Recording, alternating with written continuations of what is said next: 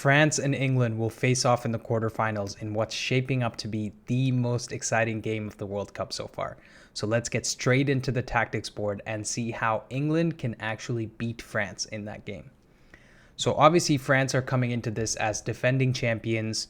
They are one of the strongest teams in this World Cup, and Mbappe has absolutely been on fire, right? So France are absolutely a scary proposition for England to face up against, but I actually think England has the better midfield and they have a more well-rounded squad.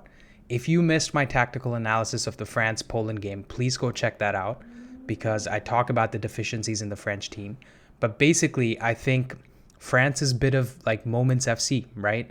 If you look at their forwards here in Mbappe, Giroud, Griezmann, and Dembele, they have been on great form this tournament. Dembele and Griezmann have created many goals for Giroud and Mbappe. And obviously, Mbappe has, I think, 5 goals and 2 assists in, 3 games or 4 games. And so they've absolutely been on crazy form, but they rely heavily on individual brilliance. And if you actually look at England's squad, right, the balance of it, including the midfield specifically, the balance in their midfield is amazing, right? Henderson, Rice, Bellingham, all 3 of them can attack and defend. For the first goal that England got against Senegal today, Bellingham actually made a forward run, so did Henderson, and Bellingham cut it back for Henderson to put it in the net, right? And Kane does this thing where he drops really deep. And so that allows these midfielders to actually make those forward runs. Compare that to the midfield of France. Rabiot and Tchouaméni are a little bit too similar, right?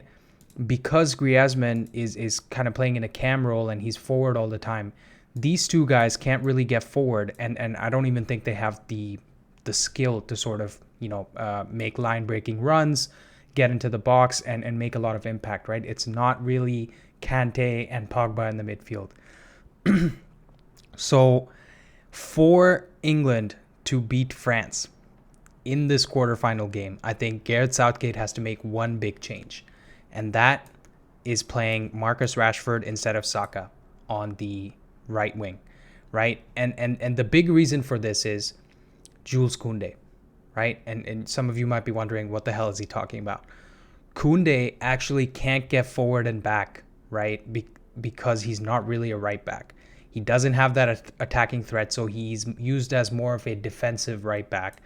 And that gives license for Hernandez to go forward and back, which means the left side for France, which is Hernandez and Mbappe, that's where the attacking threat really comes from. And Griezmann, will go in to support them, try to get in crosses for Giroud or, link up with Mbappe to get the goal.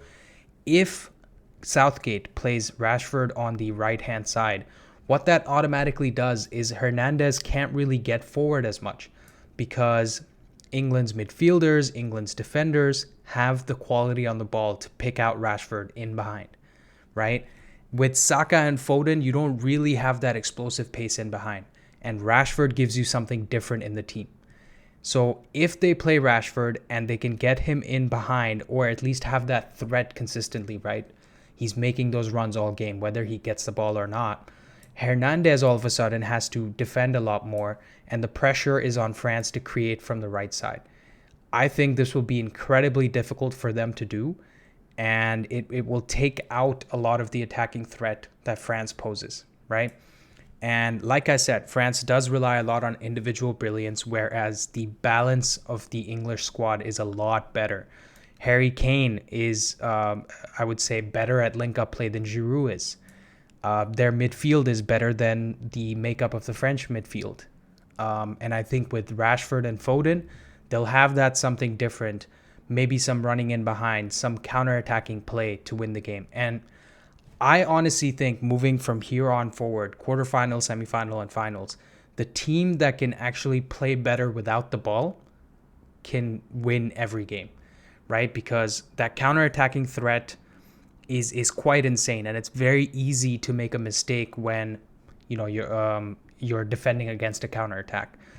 And we've seen that in several examples. I think Netherlands is one team that's recognized that very early, and they're trying to capitalize on that by playing a lot of defenders. So I don't think Gareth Southgate should play a back five. He shouldn't be scared of this France team because they aren't actually as good as some people think. Play Rashford and exploit the pace in behind.